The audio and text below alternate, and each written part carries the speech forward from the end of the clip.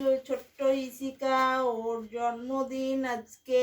তো এখন ওর কাকা আসেনি, ছোট কাকা আসার অপেক্ষা করছে। তো কেক নিয়ে বসে আছি, কতক্ষণে আসবে ও, সেই জন্যে ওর দাদু, আমি, সবাই, ও দাদা দিদি সবাই বসে আছে, কিন্তু একজনেরই অপেক্ষা, শুধু ওর ছোট কাকুটা আসলেই কেকটা কাটা হবে।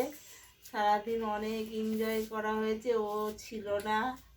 তো পুচকু এবার ঘুমিয়ে পড়বে, তার আগেই ফোন করে ওকে ডাকা হচ্ছে।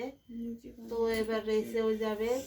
তো সবাই দেখতে থাকুন, পরের ভিডিওতে ও কেক কাটবে ওর দাদুর সঙ্গে, সবাই দেখতে থাকুন।